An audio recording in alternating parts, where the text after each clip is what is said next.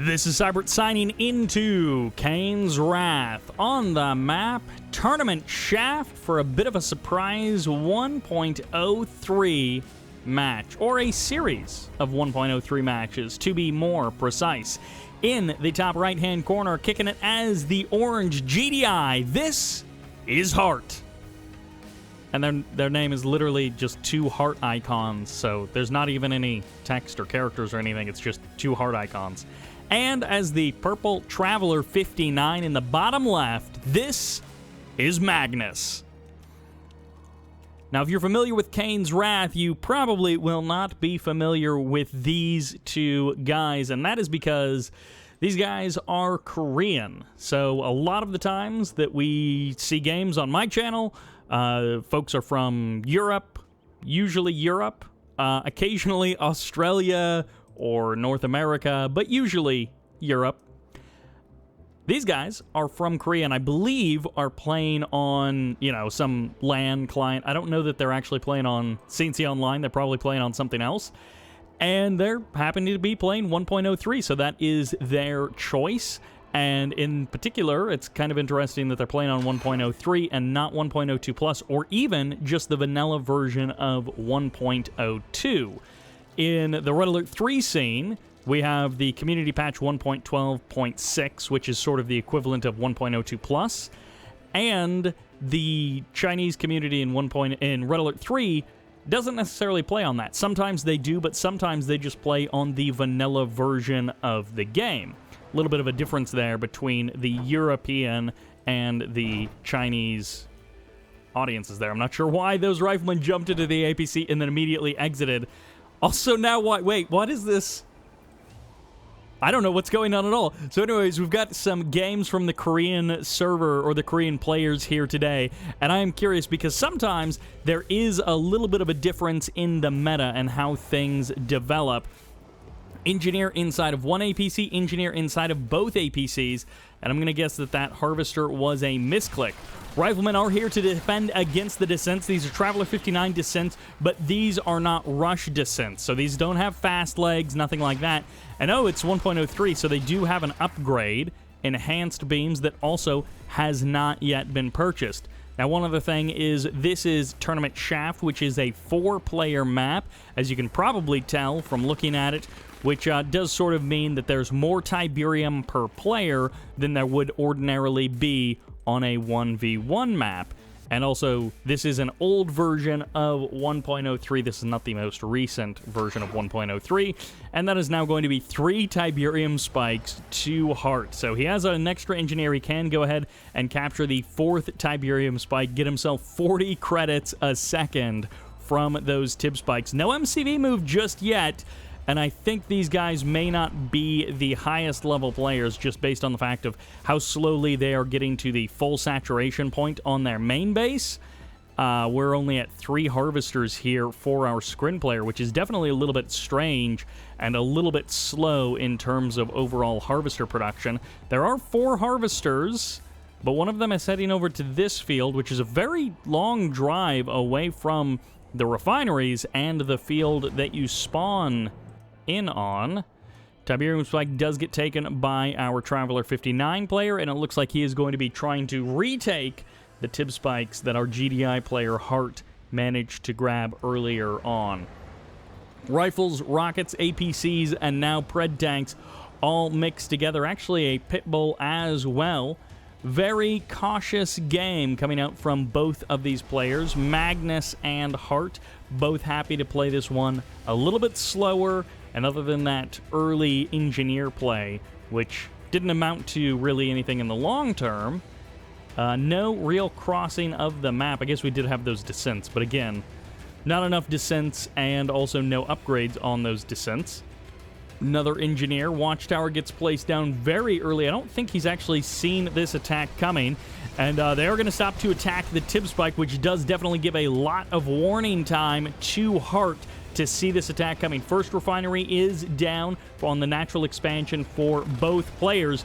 And this mixed GDI force is going to absolutely rock the world of these Seeker tanks. There is a Gunwalker here, so he can potentially go for some crushes, but the Seeker tanks are going to be getting pushed back. The Buzzers, I think, have all gone down. They did not last very long at all, so the infantry firepower has no real opposition, and our Skrin forces are getting pushed back. GDI just a little bit too strong. The Tib Spike does survive the night, at least for now. And it looks like the engineer is not anywhere near the Tib Spike there.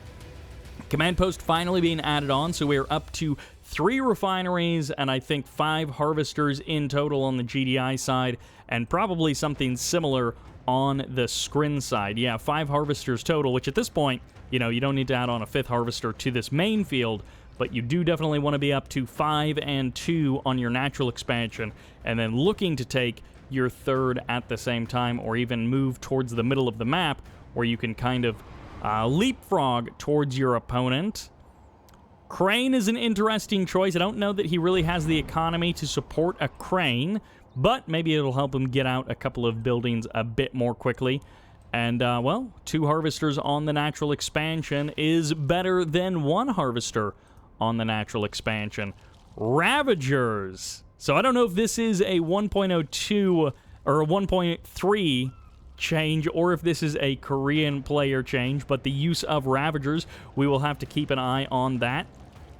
And I don't know that he has actually purchased advanced articulators, but, you know, he might be getting them at some point. So he does, it looks like, have both of the upgrades, so he's going to be happy with his descents. He's going to be happy with his advanced infantry. And even if the gameplay is not the highest level, we're at least getting to see some Master Leaf-esque strats in utilizing all of the advanced infantry that are at the disposal. And this is actually like half infantry, half vehicle units, so we'll have to see how this works. Ravagers on the right, Shock Troopers leading the charge, descents with the follow-up after that, and it looks like the main body of attack is going to be getting pushed back, but it's more about the Harvester sniping in the background as these Ravagers snipe down 2 Harvesters immediately and go for a split between the Predator tanks and the Harvesters. They need to wait for their Tiberium agitation ability to recharge so that they can nuke the refineries or the other Harvesters. 2 Harvesters, not a bad harassment force overall. That's, you know,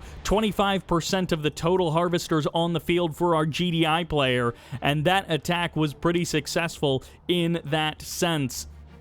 Still no 3rd base, but the Harvesters are starting to slowly leech away that Tiberium at the far natural expansion down on the southern part of the map for our purple Traveler player. And still no MCV move from Hart. He also hasn't gone up to Tier 3 just yet, but he does have AP ammo, which is going to be helpful in having him deal with those units. And at this point, you should really be thinking about an airfield and some hammerheads. And actually, there we go. Airfield coming in. Ravagers on the right side once again, but there's no Harvesters for them to snipe. They could try and go for the refinery. I don't know if they'll get it, but they swing around on the north side. The Sim City is actually kind of choking here for any reinforcements that want to get there quickly. The refinery gets deleted, and the Ravagers are going to try and escape alongside the north side of the map. They actually make it out just in time for that Hammerhead to watch them go without actually doing anything about it. And that Ravager snipe is extremely powerful. 3, maybe 4 Ravager squads, and if they have that Tiberium agitation ready to go, they just delete a refinery. Might even be able to delete the Tib Spike. Okay, backs off, goes for the attack, charges up. Nope, doesn't go for the Tiberium agitation on the spike. Instead, he's going to pull most of his forces to the front line. We've got Shatterer tanks, we've got Preds, we've got Hammerheads, infantry as well, a couple of Pitbulls mixed in.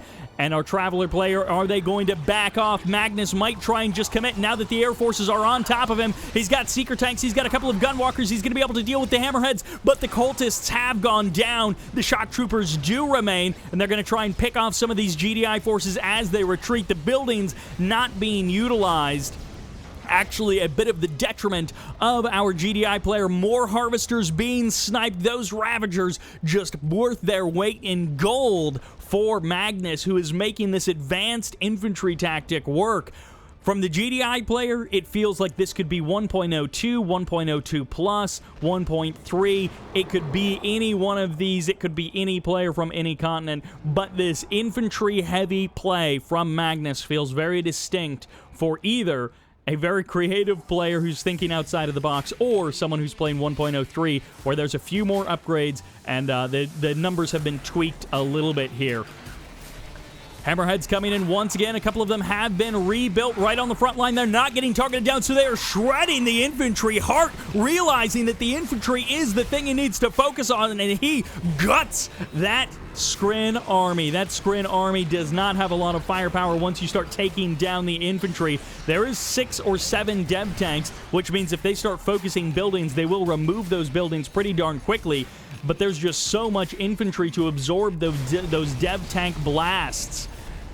I mean, the dev tanks will eventually clean the infantry, but not as quickly as he would like. Double War Factory, still no railguns. We do have Tier 3, but no railguns on the way for Hart. Expansions coming up. Magnus looking to take a third, but, you know, he's still only got 1 refinery there, so still not a big boom of economy. He is having a little bit of difficulty, I imagine, keeping his production online with... I don't know that he needs 2 portals. He's having a little bit of a delay there in some of that production. Some power problems, perhaps. 1 Tib Spike snipe is nice. Magnus really should go for the other Tib Spike. And Hart needs to start thinking about doing some damage to the infrastructure of Magnus, because he can kill the army on the front line, but he is giving Magnus so much space to be able to rebuild that army. If he doesn't snipe any of the production or the economy, there's nothing to stop Magnus from slowly taking over more and more of the map and keeping Hart hemmed in his base. Juggernauts are here, Shatterers ready to go, and it looks like Hart may finally be ready to step out onto the map. He had a couple of sniper teams mixed in as well earlier, and yep, there's at least one of them there in the heart of the army. Skrin repositioning on the right side of the map, trying to sneak along the very eastern edge. Gets 1 blast with that Tiberium agitation. Takes the Harvester down to about half health. So, I'm not sure if there's an attack upgrade with the Ravagers. No, there's no attack upgrade, so that is just the new default for Tiberium agitation. So that means 2... That actually seems pretty low. Oh, and a Cultist grabs the half-health Harvester, and he's going to try and run away with it. That high ground being a little bit abusive there, as Magnus really playing to the strength of that high ground. Hammerheads would be an excellent way to shut that high ground down, but we'll see if any Hammerheads make their appearance. Sniper team on the high ground as well now, trying to take a couple of shots at those infantry units. Magnus pulling back, retreating from the front line. Hart at the same time, not doing too much to move out. He reorients himself, pulls his forces back, and he is going to reposition his MCV as the entire Skrin army repositions over to the left side of Hart's base. These buildings really feel like if they're not doing anything, you might as well knock them down. The Tib Spike getting targeted down. No way really for Hart to save that. It gets completely removed from the game, and Hart repositions his army once again. Railguns probably about 3/4 of the way done. Still not completed, but it looks like it is finally on the way. Or I guess he could be getting mortars or tungsten shells, but that would not make a whole lot of sense in this case. A couple of mammoth tanks are here, predators as well. Dev tanks out on the front line, getting caught by this GDI force. And once again, both players taking a bit of a breather. Both players also expanding towards the middle of the map. Hart and Magnus sort of staying in lockstep with each other, slowly progressing towards a 3rd/4th base into the middle of the map. And it's really 1 base economy this entire game. They have not really stepped beyond that 1 base economy limit. They've pretty much been holding like 2 active refineries, 5 active harvesters at one time. Sometimes a little bit more, but with the drive time between the Tiberium, it really doesn't add up to more than just 1 base economy.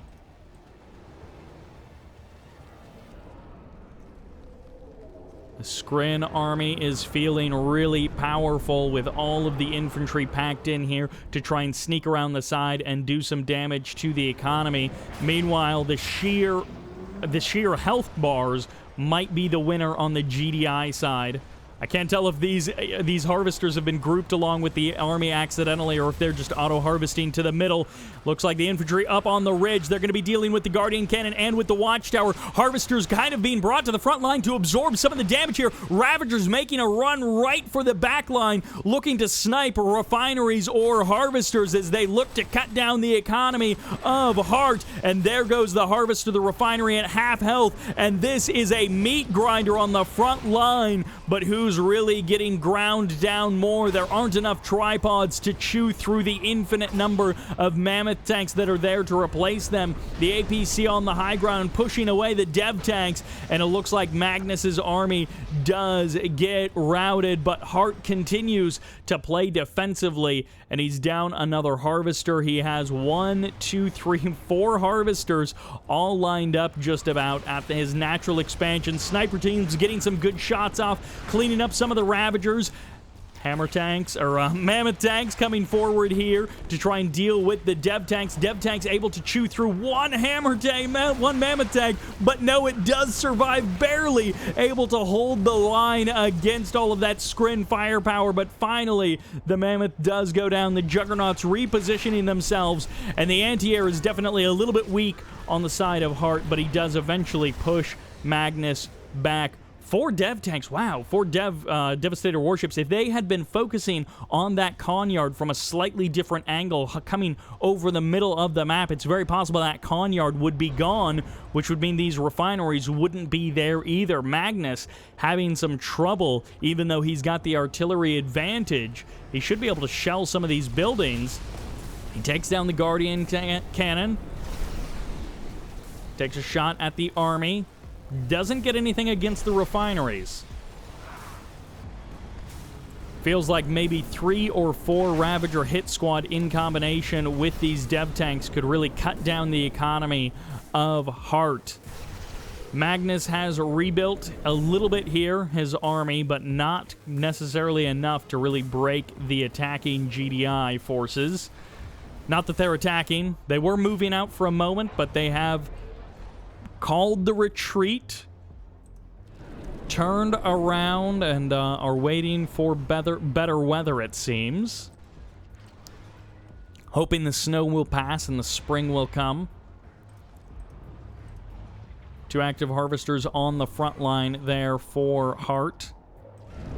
More infantry, which I feel like the infantry are really good to mix in and to try for the run-bys, especially with the fact that this map has these little openings along all of the edges. It has the high ground as well, where you can run up there with that EMP control center, which, speaking of, capturing one of these EMP control centers would be really nice. I'm not actually sure if capturing 2 gives you 2 EMPs, or if it's one of those things where it doesn't actually add up in that way. Oh, thank you, Baby Bert. Warp Chasm is also here, and it looks like the Eradicator Hexapod is going to be on the way, but will it be matched by a Marv? And the answer is yes. The Reclamator Hub is here, and it looks like Magnus moving in for another assault. He takes down 1 refinery right away. The Harvesters getting gutted, and the Devastator warships from the backline sniping another refinery as the Disintegrators descend upon the Mammoth tanks. They remove 1 from the battle, but those Mammoths are so tanky that the Skrin army is having so much trouble actually dealing with them. He cuts down the economy, but he doesn't stay to kill the MCV. The rebuild will happen, and oh, it looks like that is purely decoration. I thought that that was inoperable ground. I thought that was untravelable terrain, but it is not. You can walk right through that gigantic crystal, and that is one key difference between 1.03 and 1.02 plus, is units like Mammoth tanks are much tankier, whereas epic units have been de-emphasized, and we actually did see a really good showcase of that right there. Those Mammoth tanks are truly tanks. They can absorb a lot of damage right through the front door, and I don't know, maybe their rear armor has also been adjusted, but they are tankier than they definitely were in the past. Husk there to potentially be grabbed. And that's one thing where it feels like these mammoth tanks can really hold the line against the aggression from the Scrin player a lot better. Marv is now out. We do have some Descents and some Ravagers, I think, making their way. No all Descents, no Ravagers. They do have the upgrade, though, the Enhanced Beams upgrade, so we'll see if they're able to take anything down. Scrin rebuilding. The new army anchor is going to be that Eradicator Hexapod, and maybe the Tier 3 can be sniped. We'll see what he goes for. The Descents are here. Those Enhanced Beams doing good work against that Tier 3, and the Watchtower's not enough firepower to cut down these Descents in time. Juggernaut's raining down fire from afar, and it looks like the Tier 3 will be cut down, and the Descents auto-attacking that Watchtower. They will eventually be chipped away at as the Mammoth tanks and the Grenadiers get to work on them. The Descents get eliminated. The Tier 3 has been cut down, and the Marv, well, that certainly has not been nerfed. That Marv is chewing through that Tiberium, and yes, it is technically less efficient than if you were to harvest that with harvesters, but you're still getting a huge amount of cash very quickly, and would be probably better to harvest this field and to leave this field for your actual harvesters, rebuilding that refinery. But, hey, harvest both fields, why not? And, well, this Descent, I think, is not going to be quite enough firepower to take down that Marv. Big Scrin army coming in once again. This is too many Descents. Why are there so many Descents? The Swarm is here, channeling Zerg players from another game. These Descents beset on these Juggernauts, chopping them down one after the other and blasting the Mammoths with their enhanced beams. The Marv is all that remains between this GDI force and total destruction. 2 Mammoths remain. The Marv goes down, and these tripods are now going to crush through this MCV. It looks like Magnus has finally done it. His Eradicator Hexapod showing up late to the party as literally all of the work is already done. And that will do it for game number 1 of this Korean player showcase. Magnus and Hearts showing us a definitely drawn out but a different angle of play for Traveler 59. Let's jump into the next match. And that takes us to Disputed Arena for another 1v1, but this time actually on a 1v1 map in the north as the pink GDI. This is Arab Star. And in the south as the green nod, this is Don't Find. What a charming name. Based on the fact that I could... Oh. Wow. I don't know if that shows up in the video. We just left the map a little bit there. That's interesting. So this map has a bit of a bug. I noticed that it has this little area down here. But you can also just scroll off the edge of the map. And so that's pretty cool. You can just exit reality. Together, you and I can go into the great unknown... and not the one that people are normally talking about, an entirely new one here on Disputed Arena. Anyways, this map, we've seen it maybe once before. I've played a couple of games versus AI on this map, and, well, it looks like we got a couple of towers over to the left and the right, near the blue Tiberium. So potentially you could grab the tower there and then kind of defend your blue Tiberium field against your opponent's harvesters auto-harvesting there. That's kind of nice. Double Engineer going to be coming up. I think there's only 1 Tib Spike. I may be mistaken. There is 2 Tib Spikes per player. So that's kind of a difference from a lot of the other maps, but... a little bit more common on the community-made maps. And also in the corners, it's got these super raised areas, which I do wonder if there was Scrin in this game. It's very possible the Scrin would be able to hide an MCV up there. So that is one way, if you ever get into a base race and you're playing Scrin, look for these areas which are otherwise inaccessible and try and sneak your drone ship up there. Looks like the engineer was sniped. Dontfind managed to find the engineers of his opponent. And, well, doesn't grab this EMP control center. Everstar doesn't manage to grab that. I'm not sure what he hopes to do with that engineer. Maybe he's just going to head around to the side of the map at some point later on and go for a capture of the Tiberium spike a little bit later. 3 harvesters. Okay, this happened in the other game as well. I don't know if these players are the same as that other match and they're just playing under different names, but this War Factory placement is completely different from what we see, which, by the way, 1.03 or not, don't stack your refineries this close. The Catalyst missile has been significantly nerfed. It may have been nerfed so much that these are safe. If you blast it in the middle, it would still only get one of them, or it would get neither of them. But against a Nod player, you definitely don't want to stack your refineries close together as a general rule. I don't know if this is just these players aren't as experienced. You know, notice that they're also not selling off their barracks, even though they're not really utilizing it at all. This War Factory normally would be near the refineries, and that is optimal for a number of reasons, but then also it's not normally facing the exact opposite direction of the way your units would normally want to come out. At any rate, a couple of bikes sneaking along the left side of the map.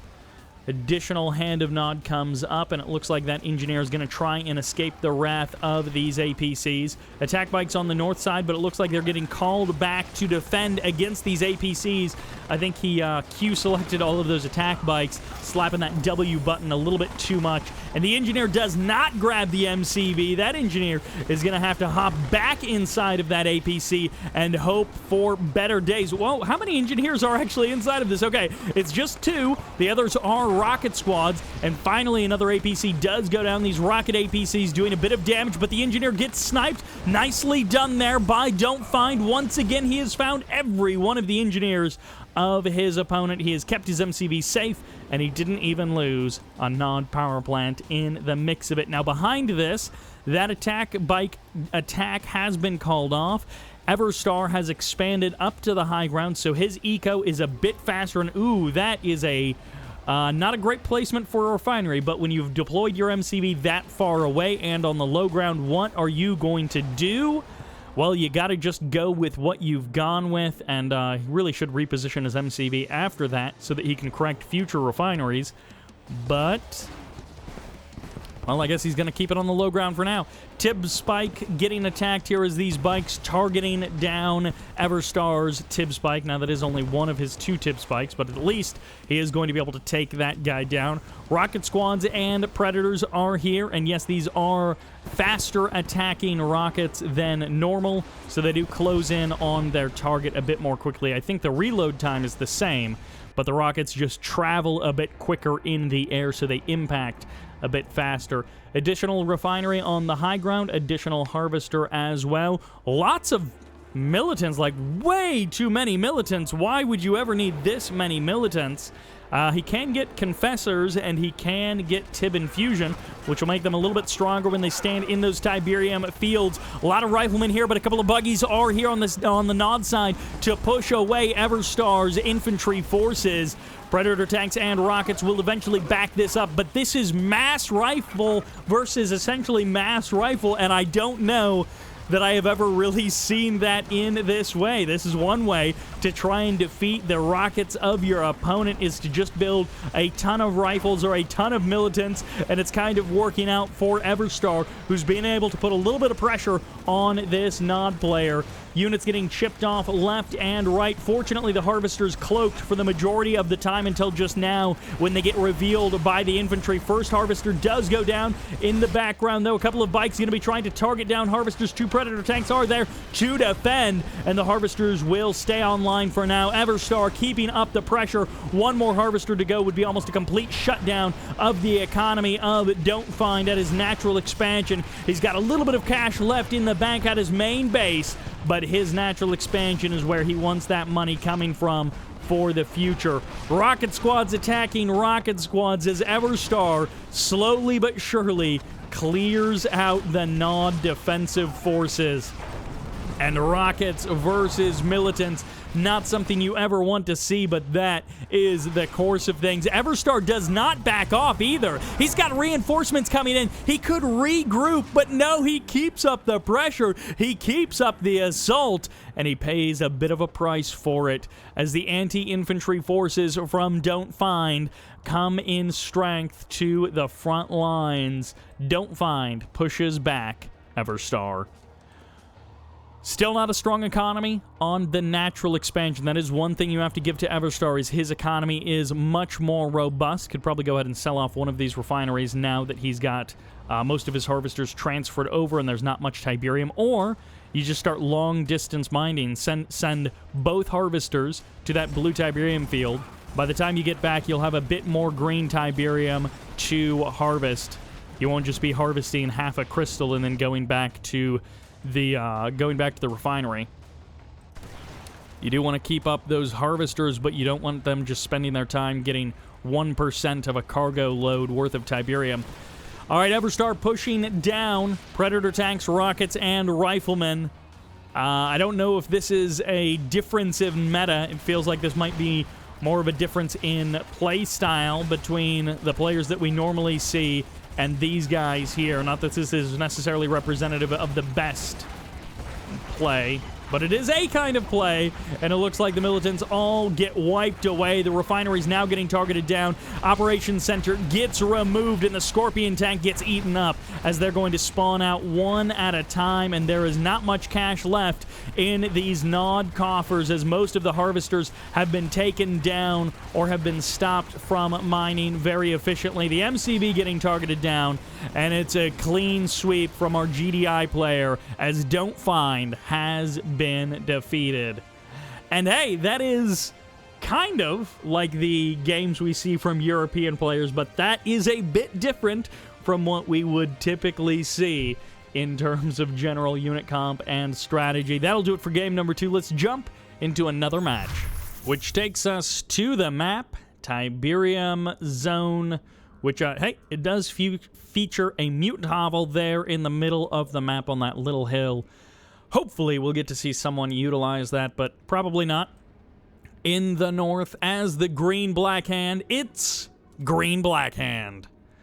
So this guy's name literally does not display in-game, which I'm guessing is because it's utilizing non-English characters, and so unlike this guy in the south whose name does display, the pink GDI, once again, it's Everstar.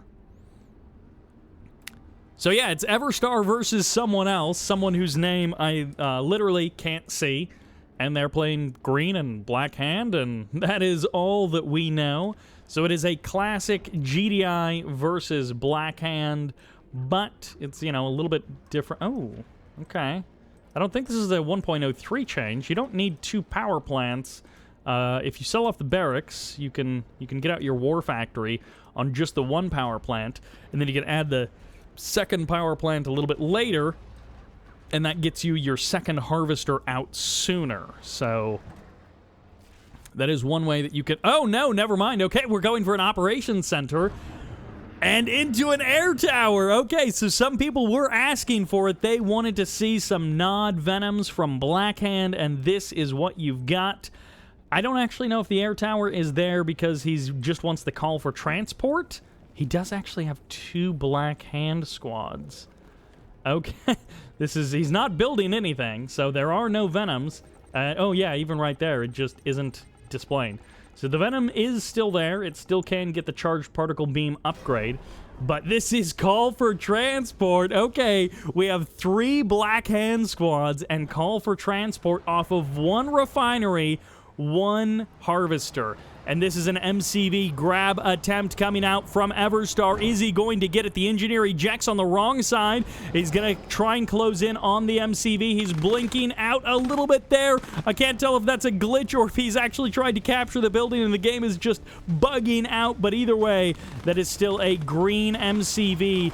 And I have no idea why this engineer is glitched. Okay, he's finally back at it. He's going for the capture, and he gets it. He gets the MCV just as the air tower sells off. There is no war factory. There is no hope of reclaiming... Well, actually, he could build an engineer. That's his only hope. So this is going to be Black Hand squads in the main base of Everstar versus an MCV steal, and he's going right for the MCV. Where are the Harvesters? Harvesters come off the line and crush this. The Watchtower needs to be deployed immediately, and the Black Hand is going to burn down the MCV. 3 Black Hand squads, and he needs to go for the War Factory after that. He gets the Watchtower, so he eliminates that, and now just go for the War Factory. No, don't worry about the power plant.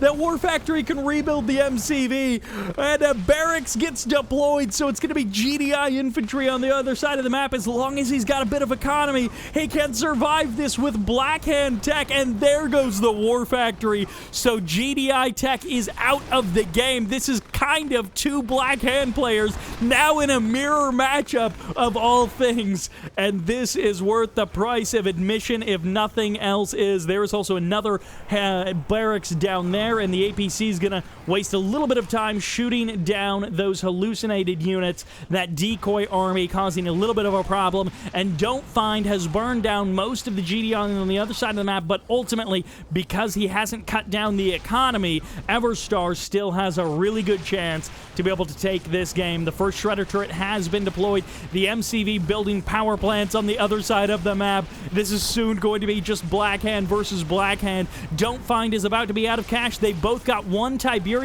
spike, and an additional power plant gets deployed. The rocket squads haven't been cleaned up. They're barely going to go down, and the refinery gets saved. The harvesters have, I think, all gone down, so maybe that harvester, maybe that refinery doesn't actually matter. And the engineer comes out. No, he sells off. He sells off. He deploys a Hand of Nod on the other side of the map, and he can't wait for the MCV to get captured, potentially. And so he drops the Hand of Nod. He will have riflemen, rocket squads, I guess build riflemen. No, because Cabals are better. I was thinking build riflemen out of the GDI barracks so that you don't build militant squads. But actually, 1 APC, riflemen, and Cabal squads all coming out to try and counteract.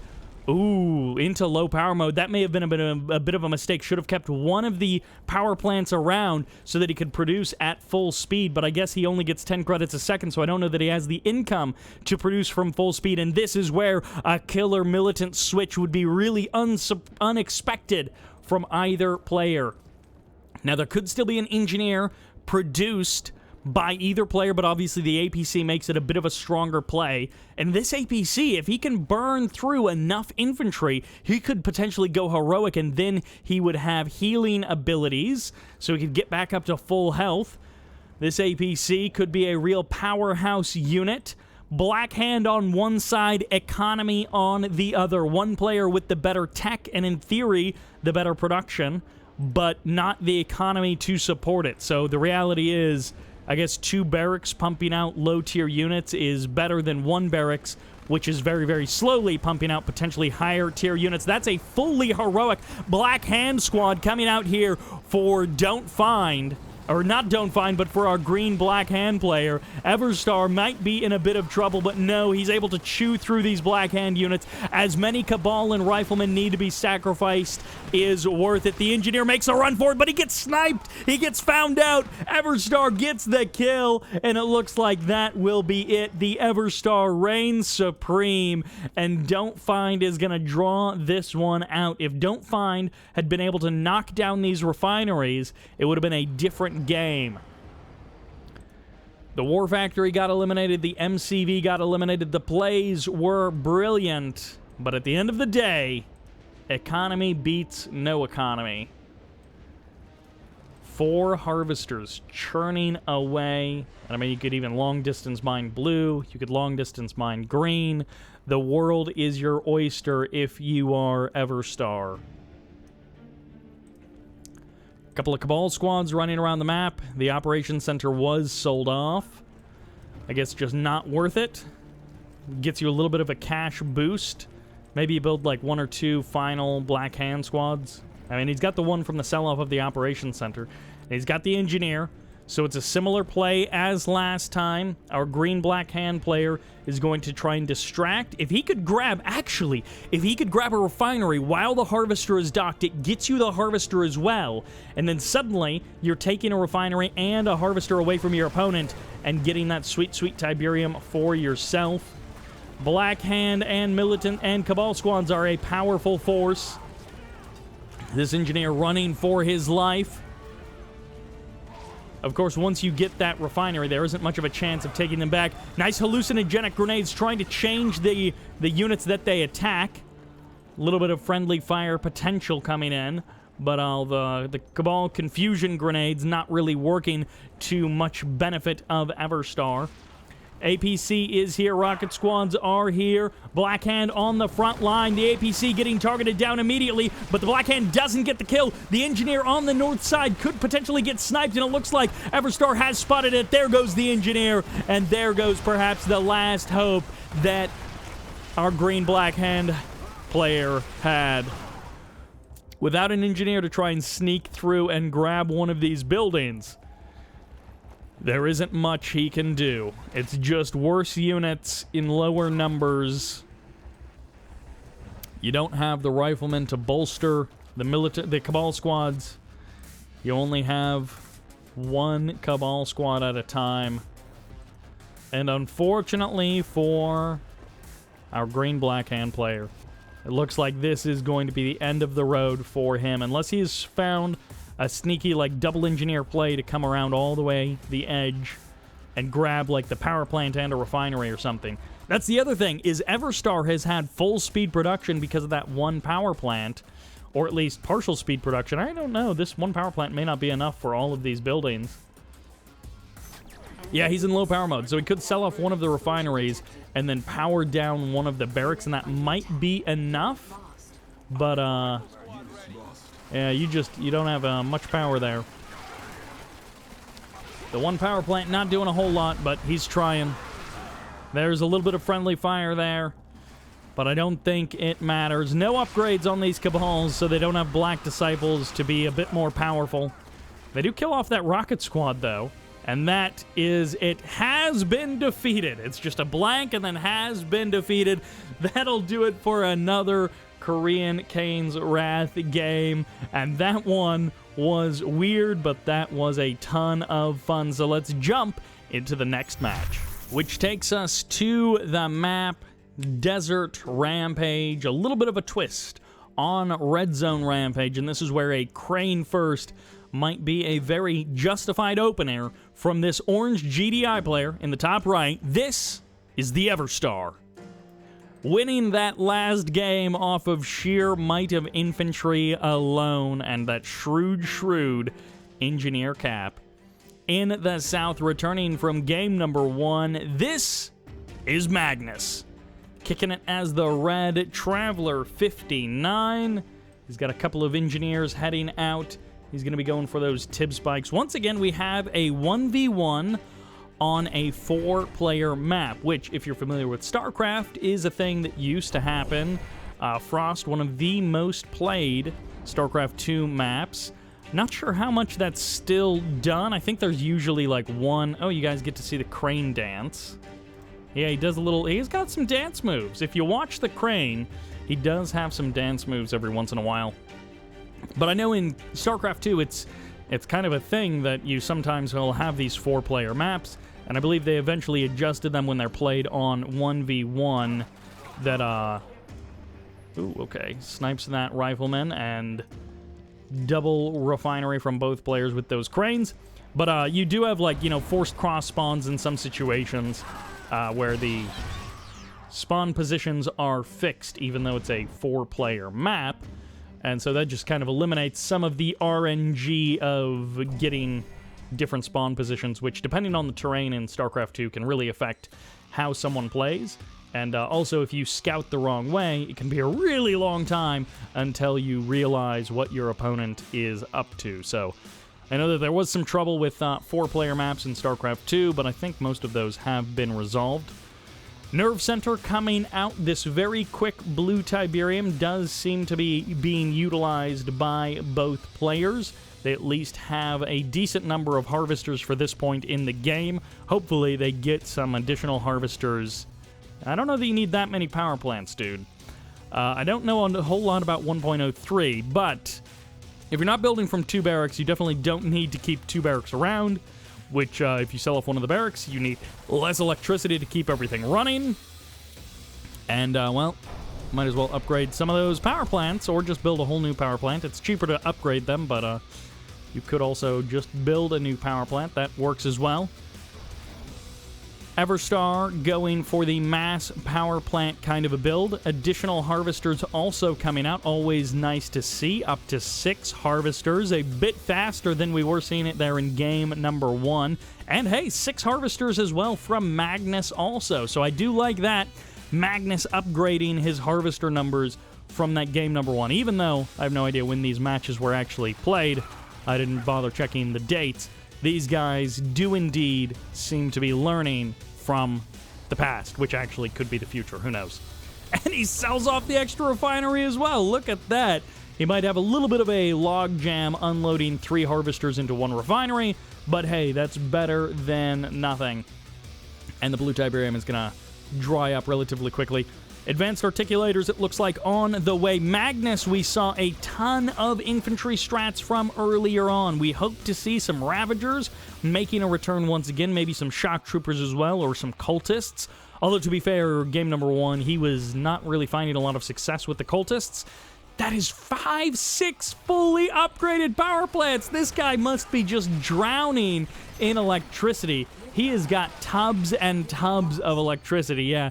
240, more than double the electricity that he needs, which means he could literally sell off 3 of those, and I guess maybe with the armory he would have a little bit of a deficit. But before he placed the armory, he literally could have sold off half of his power plants and still been fine. Descents coming in. They're actually going to find a bit of an angle, a bit of an opening, a bit of a weakness coming in, and Everstar does not pull his harvesters. Everstar losing 2 harvesters right out of the gate. A third one finally gets reverse moved away, but it's too little, too late. Yeah, you tried to save it, buddy. You weren't fast enough, and now a 4th harvester could potentially go down here. The rifleman coming in at the last second, but no, the Descents get it! The Descents get the kill, and that is 4 harvesters for that one group of Descents. That was an unbelievably effective attack from Magnus.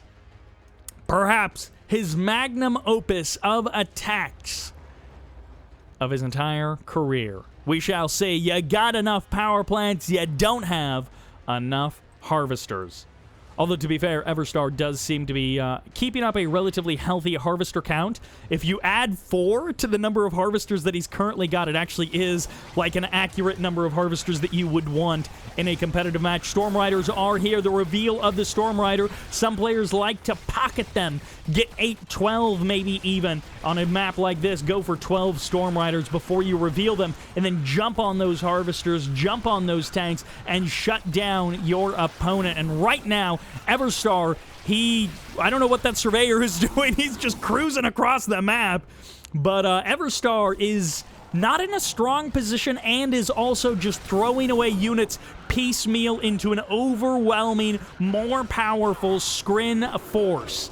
So a bit of a curious tactical decision here by Everstar. But one thing that I do like is the expansion to the blue, and I think a second sneaky expansion to take both corner blue bases, which is an insane amount of income. If he gets refineries up on both of those blue fields at the same time, this guy is going to be so flush with cash that he won't know how many toilets to buy. But that is 2 more harvesters down as these Ravagers snipe their way through harvester after harvester, and the Corruptors on the front line get cut down. The Shatterer eventually gets eliminated, but the Storm Rider as well gets removed from the match.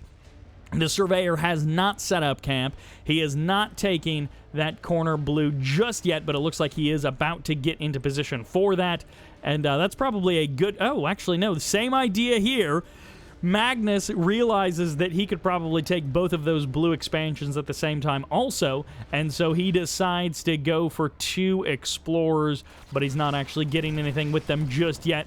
1 Descent does scout this scary GDI infantry army in the middle of the map. A handful of Gunwalkers should be able to deal with that without too much trouble. There's a healthy amount of rocket squads, so the Buzzers may have to get to town on them. The first Corruptor goes down.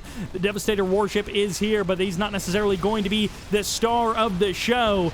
And I don't know that Buzzer Swarm support was really a needed thing here. I don't know that those extra 5 Buzzer squads are like the difference between life and death for this army. There's a ton of buzzers that survived that attack, and it looks like Magnus is going to find a potential opening here. He's going to see, oh, there are 4 refineries over here, 4 harvesters as well, and this is a ton of cash being claimed by the GDI player. Devastator warships closing in on that refinery. The MCV is here as well. There's 2 watchtowers. Meanwhile, over at the natural expansion, it's just rocket squads running through the Tiberium. The GDI forces are showing up to try and shut down this Scrin attack. 2 refineries go down, and the MCV might be the next unit on the menu. A couple of descents made it to that other refinery on the north side of the screen, but the watchtowers and the rocket squads are enough to push back the rest of this Scrin force. The aliens will not prevail in this corner base. The blue Tiberium is too precious. Meanwhile, in the bottom right-hand corner, unbeknownst to Magnus, Everstar finds a new home of blue Tiberium. So much cash into the Everstar coffers. This guy is going to be able to make riflemen until the day he dies. He is going to be as rich as Jeff Bezos, pumping out riflemen. And hey, these guys don't need to stop working either, so they're very similar in a number of ways. But the MCV getting targeted down, and just like that, Everstar may have a ton of cash, but he may be finding himself out of production facilities sooner than he likes. Now, 2 refineries in the north getting cut down isn't necessarily a big deal when you've got 3 refineries in the south all working full steam ahead. Honestly, you could sell one of those off. 3 harvesters on 2 refineries is more than fine. Storm Rider's getting targeted down.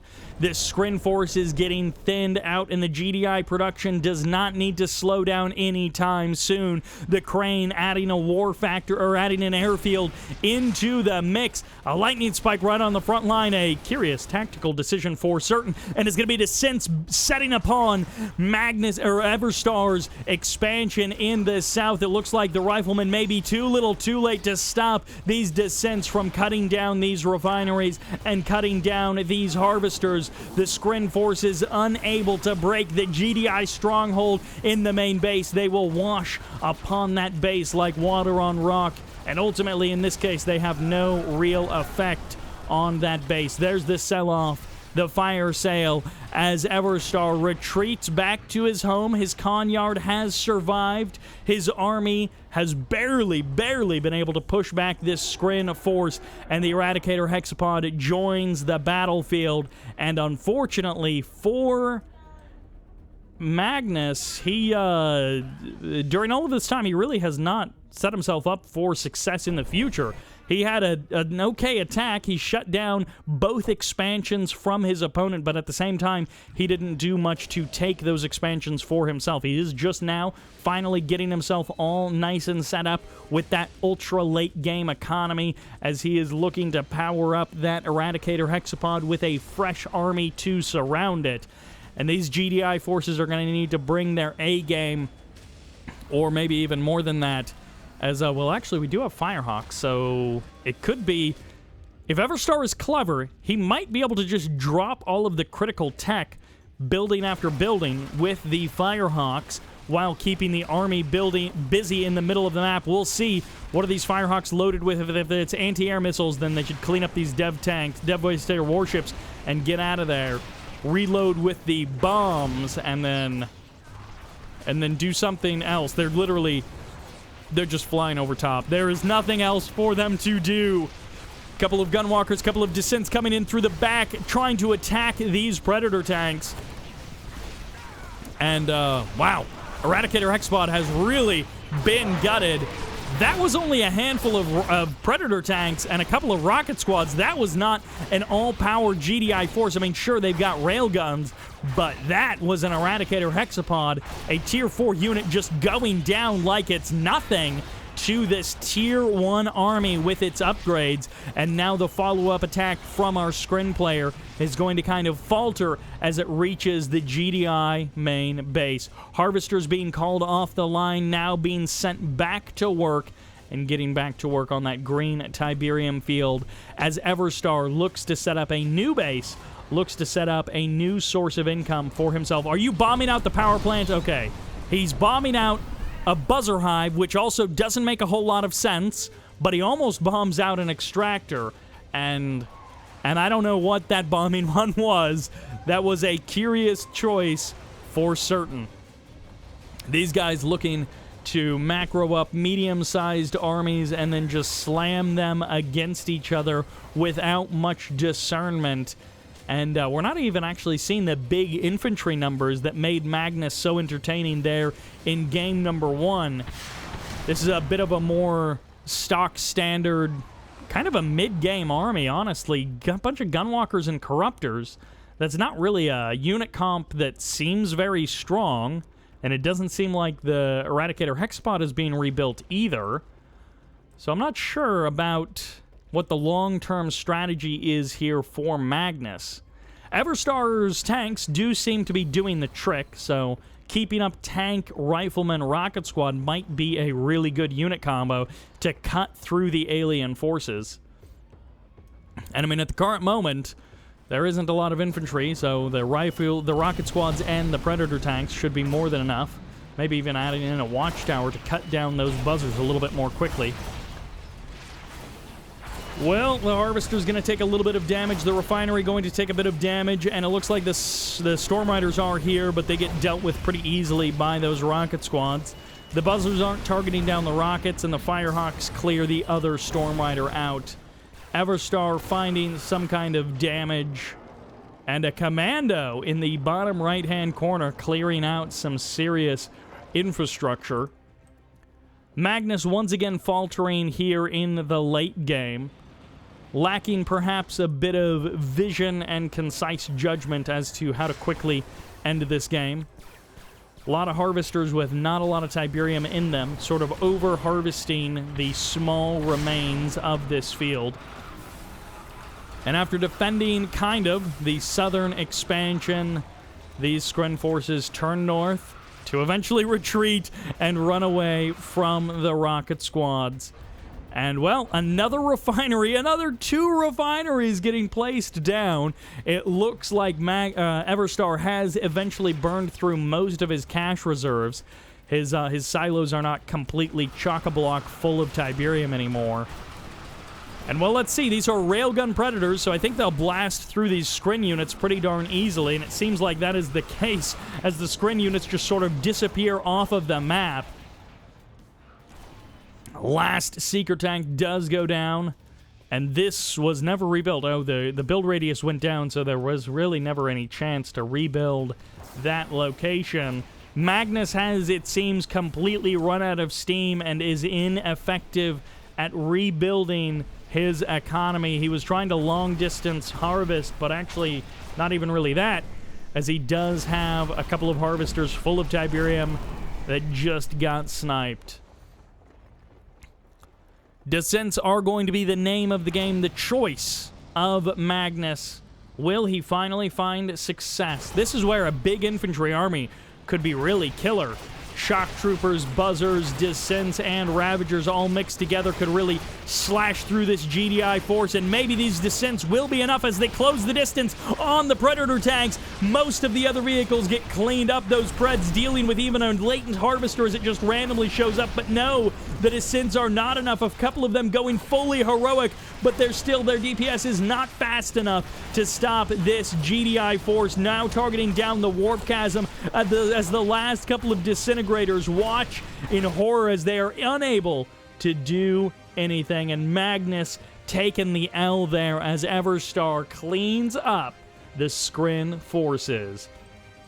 And that economy from Everstar just exploded and outpaced Magnus, who really, Magnus was not at all looking to expand in a aggressive way to keep himself in the game, and he just got outspent. 40,000 credits of difference, and those upgrades really good in 1.03. So that is some Korean submitted viewer games from a different line of play. And that'll do it for this 1.03 Korean showcase. Thank you all very much for watching. Some ups and some downs, but we got to see something a little bit different. This is Sybert, signing out.